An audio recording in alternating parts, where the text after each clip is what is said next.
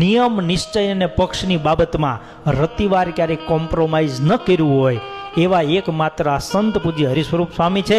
અને છેલ્લે પોતે જે અનુપમ પ્રવચનો કરીને ગયા એમાં પણ બોલ્યા છે કે આ મને શ્રીજી મહારાજે બોલાવ્યું છે એટલે હું બોલ્યો છું, મારી ઈચ્છાથી બોલ્યો નથી.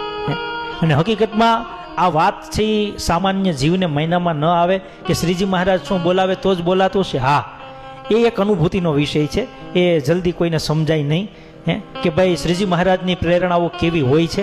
એ તો એવું પાત્ર થયું હોય એમને એવી પ્રેરણા મળે, બાકી આપણે તો શ્રીજી મહારાજની પ્રેરણાને માનીને પોતાનું મન ધાર્યું ઘણું કરી દેતા હોઈએ, એવું નહોતું.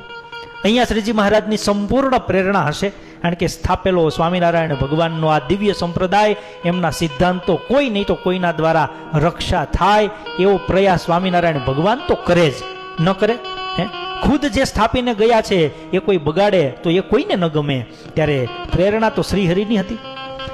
સ્વામીએ જે સ્વામિનારાયણ ભગવાનને સમજાવવા માટે ગોપાળાનંદ સ્વામીની વાતો વગેરેના પ્રમાણો લઈને બંધારણમાં રહેવાની હાથ જોડીને જે વિનંતી કરી છે, કોઈ પણ પ્રકારનો પૂર્વગ્રહ રાખ્યા વગર સ્વામીની આ કથાઓ છે એ આપણે સાંભળી અને પાછું એનો પ્રચાર કરવો જોઈએ.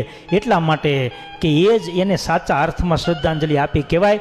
હું એમ કહું છું કે ખુદ સ્વામી પોતે એવું બોલે છે કે ભાઈ મને આવું જ્ઞાન મહારાજે આપ્યું છે ને હું આજે નહીં પીરશું ને આમને આમ જતો રહીશ તો આ તમને કહેશે કોણ? આવી પીડામાંથી એમના બધા પ્રવચનો છે એ નીકળ્યા છે.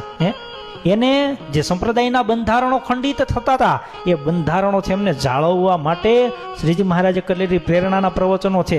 ત્યારે મૂળ સંપ્રદાય સિવાય એમણે જેમના નામ લીધા હોય એમના પ્રત્યે એ આપણને કદાચ ઢળતો ઢાળો હોય તો વિચારવું કે ભાઈ આપણે ક્યાં ઠેકાણે કેવી જગ્યાએ ફસાયા નથી ને એ થોડુંક વિચારવું. બીજું, પૂજ્ય હરિસ્વરૂપદાસજી સ્વામી એ ધામમાં ગયા ત્યારે એમની પાછળ માત્ર 2 શબ્દો સારા બોલીને છૂટી જવા કરતાંય એટલું કહીશ કે મૂળ સંપ્રદાયના સિદ્ધાંતો એમને આપણે પણ જળવીએ, એમનાથી વિરુદ્ધ હોય એમને અનુમોદન ન આપીએ, એ સાચા અર્થમાં શ્રદ્ધાંજલિ છે.